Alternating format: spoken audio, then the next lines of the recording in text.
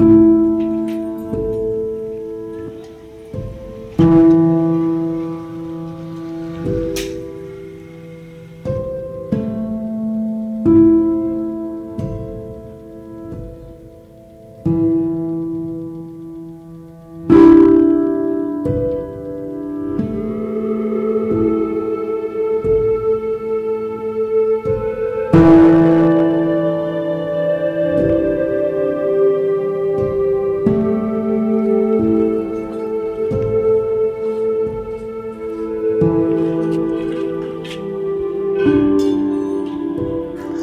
आवारा पशुओं की वजह से सड़क दुर्घटनाएं बढ़ चुकी हैं। काफ़ी एक्सीडेंट भी हो रहे हैं और कई जानें भी जा रही हैं और इन्हीं आवारा पशुओं की वजह से खड़ी फसलें बर्बाद भी हो रही है।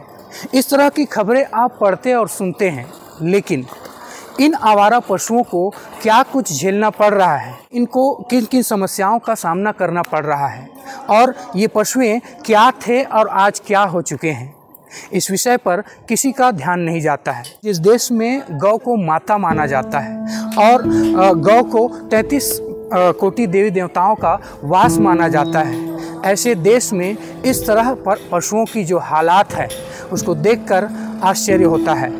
समस्या के जड़ तक जाने का प्रयास करेंगे और जानने की कोशिश करेंगे कि आखिर ये आवारा पशुएं जो है आवारा कैसे हो गए और इसका समाधान क्या कुछ हो सकता है।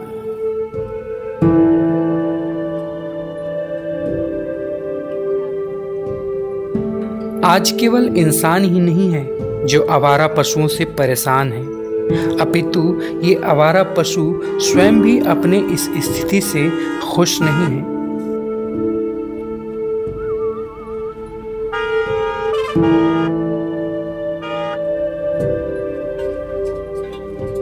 इन्हें सड़कों पर अपना डेरा बनाने का कोई शौक नहीं है, ये भी मजबूर हैं।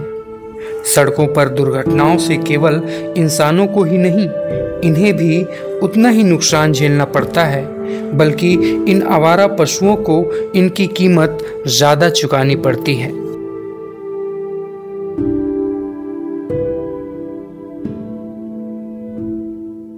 पशु पक्षी जीव जंतु भी सुकून खोजते हैं, क्योंकि उनको साफ़ सुथरा जगह में बैठना, मच्छर मक्खी से दूर रहना, उसमें आराम पसंद करते हैं। इसके कारण के पीछे जाओ तो बहुत बड़ा कारण है, जिसका जवाब शायद हम इतने दिन हो गए हमारी मानवीय सभ्यता होते हुए भी हम इसका जवाब नहीं ढूंढ पाए और जवाब पाकर भी हम उसके लिए कुछ नहीं कर पाए। जानवर हमको देखकर यही कहता है कि जो दर्द तुम्हारे हैं वो गम भी अपने हैं, पास आकर गले लग जाओ, जो तुम हो वही हम हैं, जो तुम हो वही हम हैं। आम तौर पर जब अब घर से हम जानवरों को बाहर निकाल देते हैं तो जाए तो कहाँ जाए, एक कटु सत्य है, एक प्रश्नवाचक चिन्ह है। मानव सभ्यता के लिए, मानव समाज के लिए बहुत बड़ा प्रश्न है।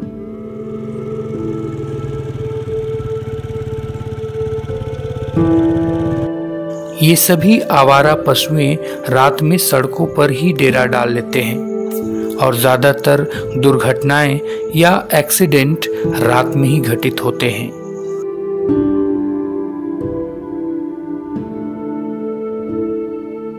एक्सीडेंट के बाद कम से कम इंसानों को इलाज का सहारा तो मिल जाता है, किंतु इन पशुओं को वो भी नसीब नहीं हो पाता।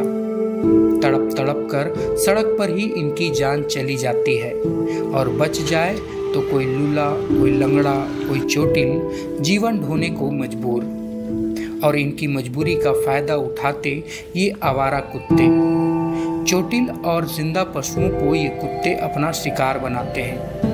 पशुओं के हौसले इतने पस्त और कुत्तों के हौसले इतने बुलंद कि अब ये कुत्ते स्वस्थ पशुओं को घेर कर अपना शिकार बनाने लगे हैं। चारा के अभाव में पेट भरने के लिए अब इन पशुओं को सड़कों में पड़े पॉलीथीन और कागज ही मिल पाते हैं। कुल मिलाकर कहें तो पशुओं का हाल बेहाल हो चला है।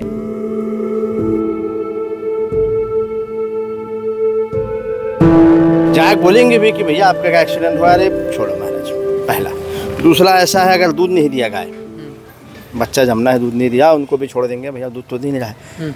अभी कई घटना हुआ सर, एक कुत्ता खा गया, छोटा बछड़ा था, है ना भैया, दूध नहीं देता, छोड़ दिया, माई दिखा अपना उसका जो माँ था 1 दिन 2 दिन 15 दिन 20 दिन तक सुरक्षा किए, लेकिन अभी वर्तमान 3-4 दिन पहले उसको 8-10 कुत्ता मिलकर खा गए बच्चे को भाई। ये भी है, उनका मालिक है। हम बताएं उसको जाके बोले भैया गौ माता जमुना है, जिसको कम से कम बड़े होते तक रख लो, लेकिन नहीं, क्योंकि दूध नहीं दे रहा है वो। अब लाएगा तो खिलाएगा पिलाएगा सेवा करेगा सर। तो ये कली काल का कलयुग के प्रभाव है सर। पशुओं की ये दुर्दशा क्या हमेशा से ऐसा ही रहा है? नहीं, कुछ एक 10-15 वर्ष पहले ही सब कुछ व्यवस्थित था। चरवाहे खुशी खुशी पशुओं को चराया करते थे। जिस किसान के घर में अधिक गाय भैंस हुआ करती थी, उन्हें उतना ही धनवान माना जाता था। गाय के प्रति किसानों और चरवाहों का प्रेम ऐसा था मानो ये पशु परिवार या घर के ही सदस्य हों।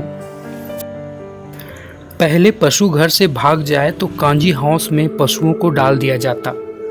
किसान या पशु का मालिक दौड़कर कांजी हाउस जाता और अपना पशु जुर्माना देकर छुड़वा ले आता। लेकिन अब आलम ऐसा है कि मुफ्त में मिल रहे पशुओं को भी कोई पालना नहीं चाहता। चराए बर परियच नहीं है, काला चराबो, मुँह बांधे लाना, मुँह बांधे लेगना, ये सब चीज़ हमन ला दुख लगते। वो सब अतिक्रमण बढ़ गए हैं, अतिक्रमण बढ़े है, सब रोड में सब चिपका दे है, अरिया परिया रही ला, ओखर कारण सब चीज़ें छोड़ना पड़ी हमन ला। आज भी अतिक्रमण ना छूट जही निकल जही, आज भी चराबो, हमार पूर्वज चराता आते से, ये हमार खून में है वह। आज भी छोड़ दी तो आज भी चराबो, काज का डर वो दुख लगते। विकास की रफ्तार ने सारी जमी जमाई व्यवस्था ही बिगाड़ कर रख दी। चारागाह की जमीनें अतिक्रमण की भेंट चढ़ चुकी है। चारागाह के रूप में सरकारी जमीनें जो बची हुई थी, उसे भी लोग कब्जा कर खेती कर रहे हैं या अन्य निस्तारी के लिए उपयोग।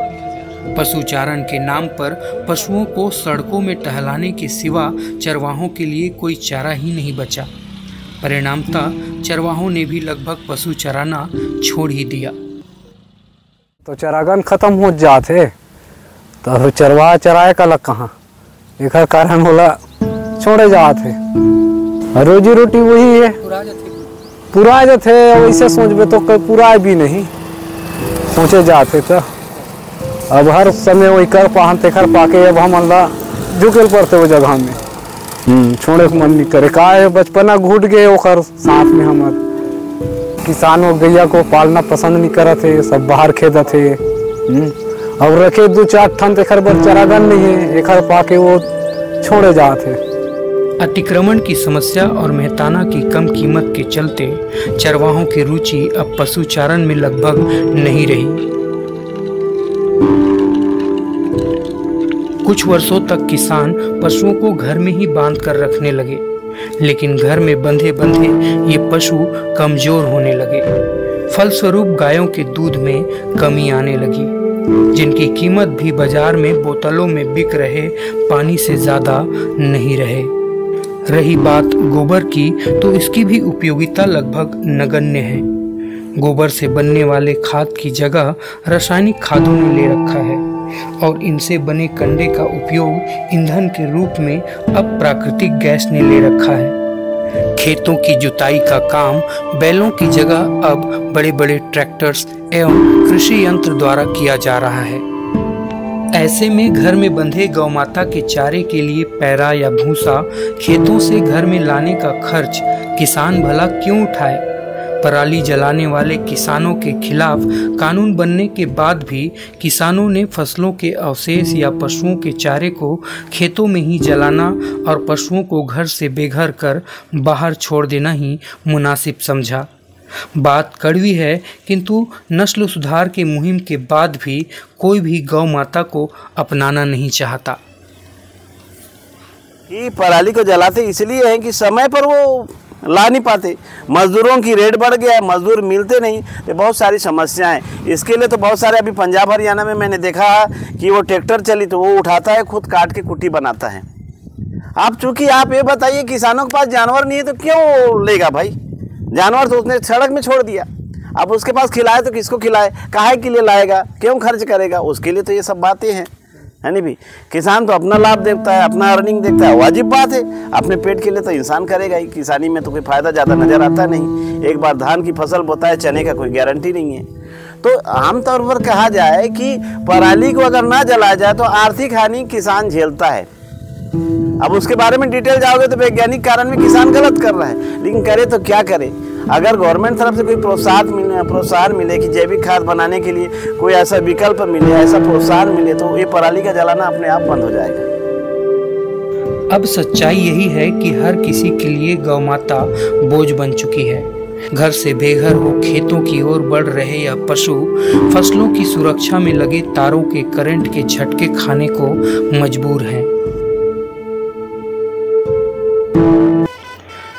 कुल मिलाकर कह सकते हैं कि अब इन पशुओं की जिम्मेदारी सरकार के हत्थे चढ़ चुकी है, किंतु पशुओं की संख्या इतनी ज़्यादा है कि सरकार के लिए भी ये बड़ी चुनौती बनकर रह गई है। और ऐसा नहीं है कि सरकारें इनके लिए कुछ नहीं कर रही हैं। बड़ी बड़ी बजट वाली योजनाएं भी बनती हैं, किंतु इन योजनाओं का लाभ धरातल में सामने आने से पहले चारा घोटाला, गोबर घोटाला आदि कई घोटाले सामने आने लगते हैं। ऐसे में सरकारों की तरफ से भी पशुओं की सुरक्षा की उम्मीद केवल उम्मीद ही मालूम पड़ती है।